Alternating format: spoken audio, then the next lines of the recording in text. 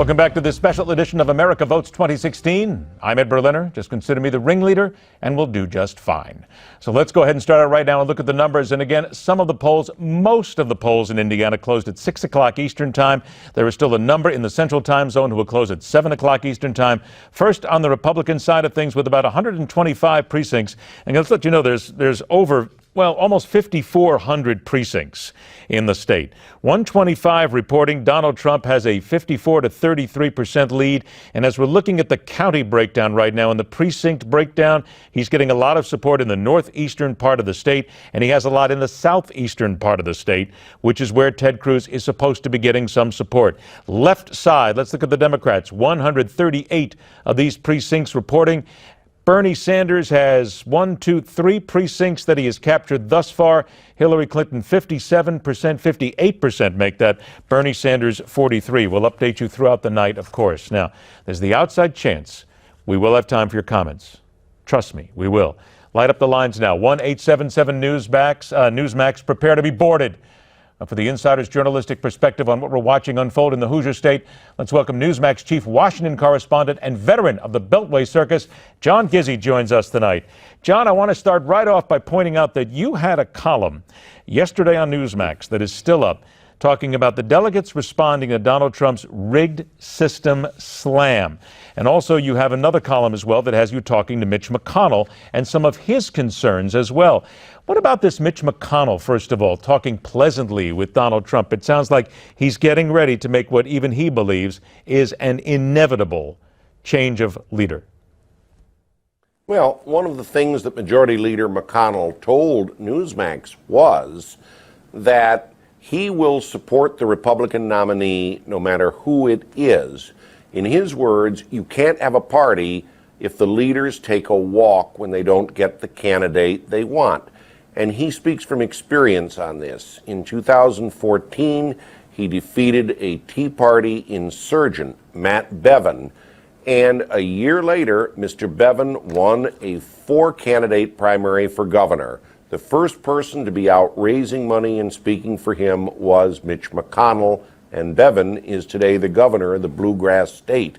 So applying that template, he's going to back Cruz or Kasich or Trump, with whom, as you said, he's had some pleasant conversations with and finds very friendly.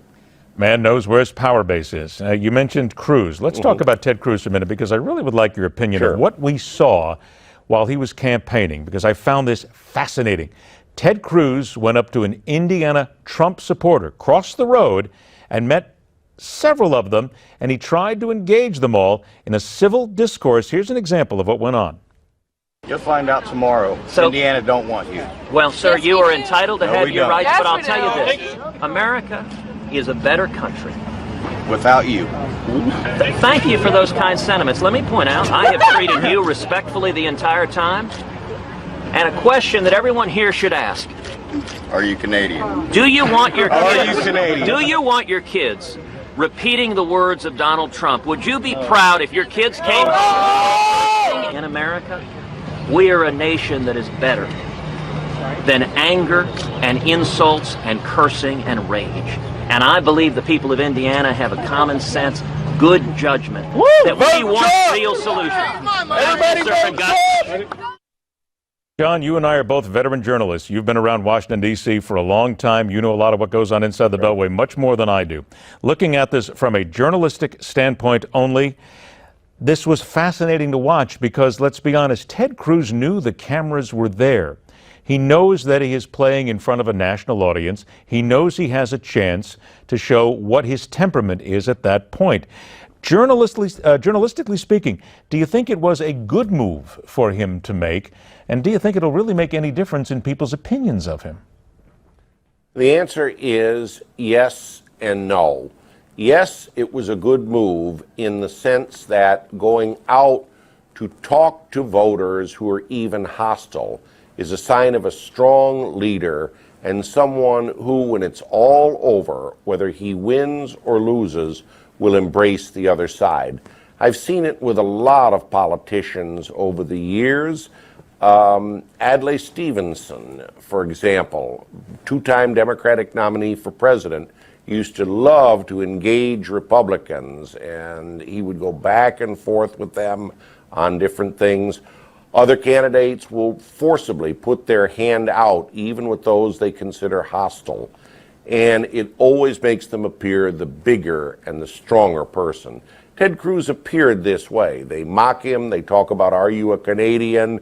They make jeering noises. He stayed a gentleman the whole time. Yes, I don't know if it'll affect the votes. Probably not at this point.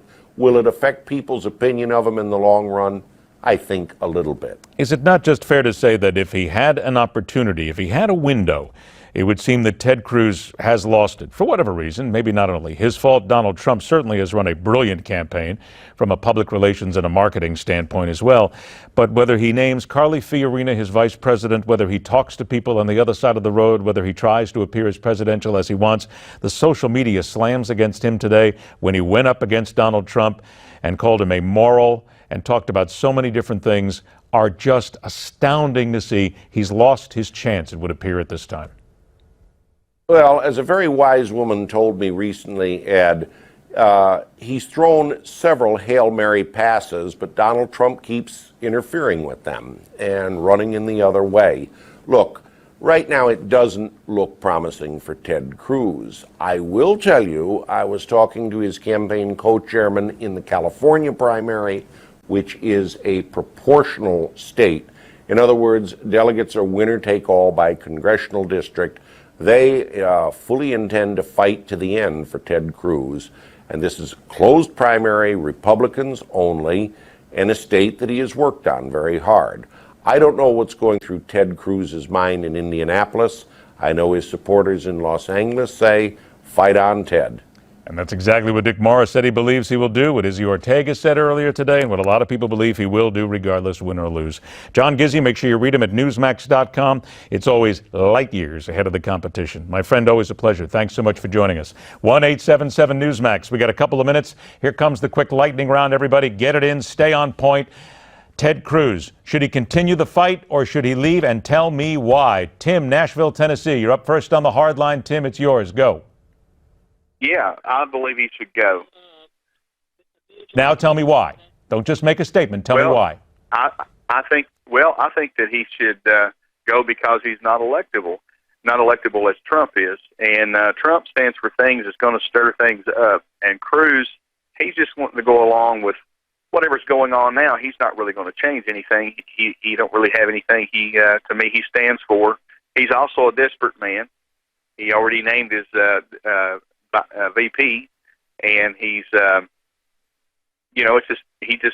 think he's just not. There you go. Okay, it'll go down to electable, and trust me, desperation counts in politics. Tim, thanks a lot. Bill is in Nashville, Tennessee. I'm liking Nashville these days. Bill, you got about 30 seconds. It's yours. Trump will be better in protecting the U.S. dollar. We're under a currency war right now. The Saudis have threatened to dump U.S. securities if we release those hidden pages to the 911. So Trump will deal a heavier hand, and he'll deal a smarter hand because he's a great negotiator. All right, there you go. Thanks a lot, Bill. Bill is in Reading, Pennsylvania. Hey, Bill, you're on to John Kasich right now. Drop out and go back to governor, huh? Yes, Ed, let me say this. For 20 years, Kasich been telling lobbyists money for running for president. Every election for president, there you see Kasich. Now, let me ask you another question. You got 15 seconds. Go. Okay, 15 seconds. Do you have dual passport? I'm sorry, Cruz do I what? has it.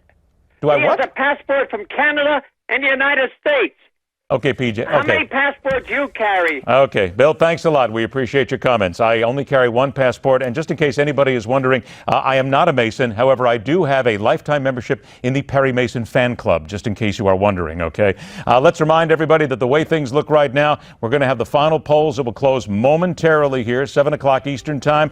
The way it looks right now, Donald Trump with about a 54 to 33% lead over Ted Cruz, Hillary Clinton with about a 56 to 44% lead over Bernie Sanders. This goes on all night. Don't forget, we're the only place here that will take your phone calls as well. And Steve Molsberg comes up next to do just that.